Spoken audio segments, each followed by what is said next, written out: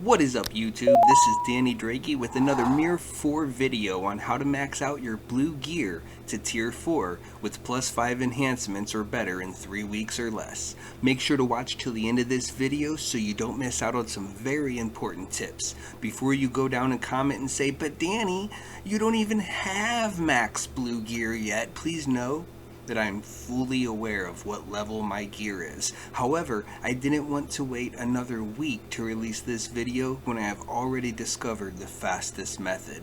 To summarize this video, we're going to first explain how blue gear is upgraded in order to create a shopping list. Then we're going to go through some shortcuts to help you max out that gear even faster, and then we will go through each item on the list to find out the most efficient way to get these materials. I personally guarantee you will learn something that will help you gear up faster, so go ahead and hit that like button now, and if I'm wrong, then I'll refund 100% of your thumbs, no questions asked. But first, a quick word from our sponsors. Cucumber. Thank you, sponsors, for such a wonderful word. Speaking of sponsors, this video has been made possible by the letter H and viewers like you, such as Antoinette Macalinao. Thank you. In order to craft blue or rare equipment, you will need a piece of a dragon. Don't worry though, as you don't have to fight an actual dragon for these rare parts because they come from within the eggs of the dragons themselves. There are two main species of dragon. We can only craft with the normal aborted baby dragon, but if the baby dragon was blue, we have to take those stem cells to, I'm sorry if I pronounce this wrong, Dampyo in Beachon Castle, in order for him to craft our gear for us. I can only assume that this means that all Koreans must be racist against blue dragons, but this guy is probably colorblind or something, so it doesn't interfere with his work. I mean, what other logical explanation could there be? I'm not going to get into which set of gear is best for which class or which makes your ass look best, as this is outside of the scope of the video. The important thing is that you pick one and that you stick with it. My reasons for this will become clear as you watch the rest of this video. There are 8 slots for equipment: a weapon, top, bottom, gloves, shoes, necklace, bracelet, and ring. All crafted gear will start at tier 1, and when you combine 2 of the same gear, you will upgrade it into tier 2. 2 2s make a 3, and 2 3s will make a 4. This means you will need 8 copies of each piece of equipment to reach tier 4 in 8 slots, bringing our total to 64 rare items required. If you already have a full T1 set, you only need 56 to go. Dragon scales can be crafted into weapons. Dragon leathers become armor, such as tops, bottoms, boots, and gloves. Dragon horns become jewelry, including the necklaces, bracelets, and rings. To start off our list, we will need a total of 32 dragon leathers, 24 dragon horns, 8 dragon scales, and a partridge in a pear tree. The recipe also requires 75 rare platinum or steel. Steel is used for weapons and armor, while platinum is used for jewelry. For a full upgraded set, we require 3,000 steel and 1,800 platinum. The final 2 ingredients only need 25 of each and are unique to the 3 types of gear. That makes 800 quintessences and exorcism baubles for the armor, 600 illuminated fragments, and anima,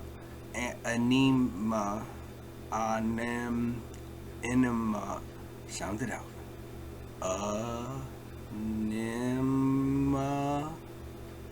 anime stones for jewelry, and 200 moon shadow shards and evil mind orbs for your weapons.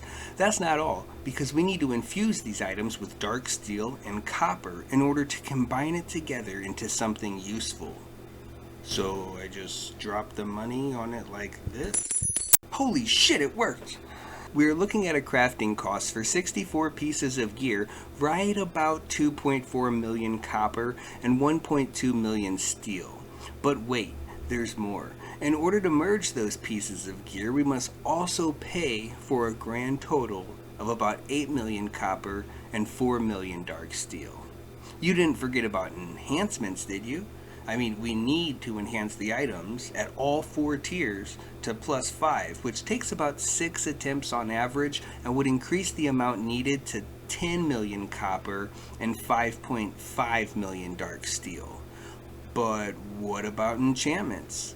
Well, if you're not picky with enchantments, you're getting out the door with a final price tag of 10,360,000 copper and 5,625,000 dark steel. Hey, why the long face? As a subscriber, you get access to tons of cool tips on how to finish this cakewalk with your head held high in less than 3 weeks. So let's get started.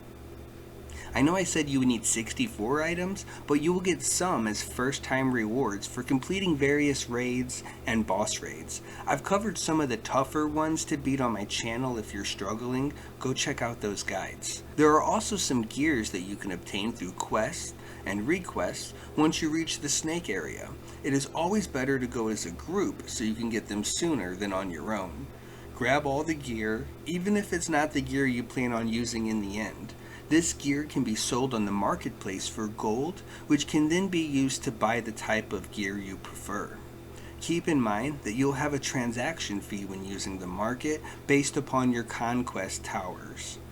Even if the gear you have isn't marketable, you can craft it into the next tier when you get 2 of them, and there's a good chance that the new piece will be able to be sold on the market for a higher price than the original T1 piece.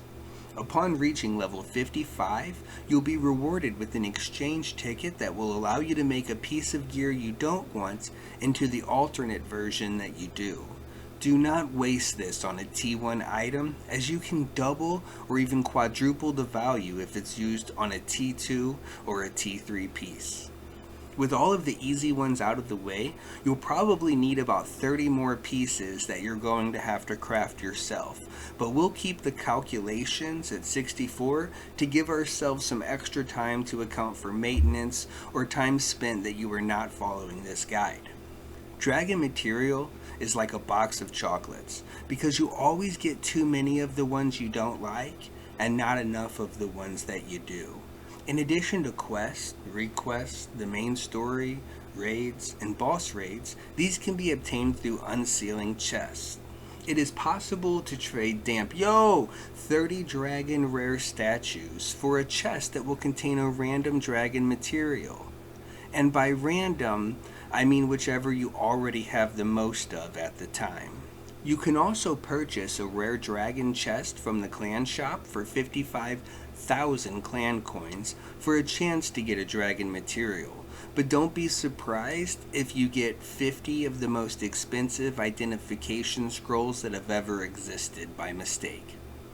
Finally, if you head over to the ancient spirit village, you know, that place everyone seems to forget about even though this exists, you will be able to exchange 300 ancient dragon tokens for a blue dragon material box, or 400 ancient dragon tokens for a regular dragon material box. Further proof that Koreans view blue dragons as a subspecies of dragon, inherently inferior in every way to, quote mark, normal dragons. You can also combine 4 uncommon dragon parts. This will give you a 10% chance to upgrade it to rare.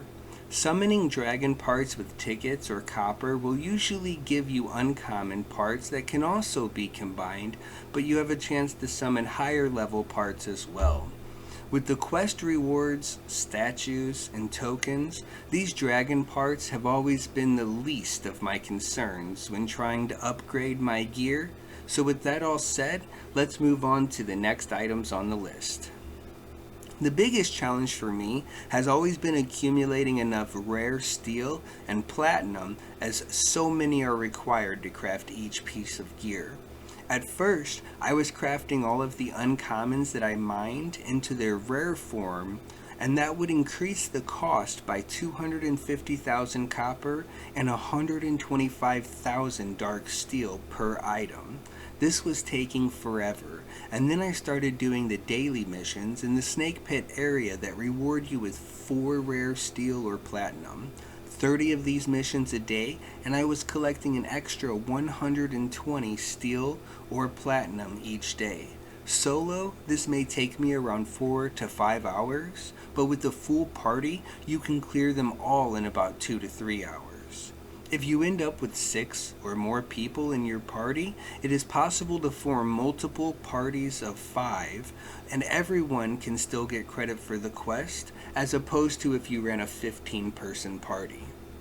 I would get the rest of the steel, platinum, and other rare items that I would need from my time spent in the Magic Square and Secret Peak each day, as these have a high chance of dropping from enemies, chests, mining, and gathering. The goal is to craft 2 items every single day, but you will find that you're able to craft a 3rd item on some days. If I was less than 15 items away from crafting my next piece, I would bite the bullet and pay the extra copper and dark steel to upgrade my uncommon materials, but the vast majority of it was loot or quest rewards. Next we have copper. I have given you many tips on how to reduce the amount of copper needed for this task, but assuming the worst, you would need to farm about 500,000 copper a day and reserve it for your gear alone. This can easily be done in the white or gold chambers of the Magic Square, as the goblins there not only reward you with extra copper, but also silver coins that can be sold for 10,000 each.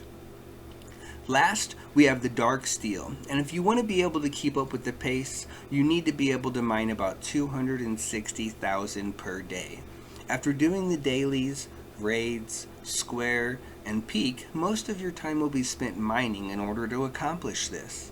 Make sure you have a full loadout of pets, including the rabbit, that have mining treasures equipped to cut down on the time it takes to mine by 20 to 30%. This will leave you with an extra 3 to 5 hours a day to grind experience or anything else you would like to do in the game. I want to take a second to talk about rare mystic enhancement stones. These are the yellow ones that have a small chance to give higher than +1 enhancements. If you're a free player, you will probably not gain enough of these in order to use them on all of your tiers of gear, except once it reaches tier 4. Enhance your T4 gear to +4 with regular stones, and then use the yellow stone to try to get a bonus without ever risking it breaking. If your clan owns Beach and Valley, you will mine stones every day that you can purchase in the clan shop that can be used to create a mystic stone out of 10 enhancement stones.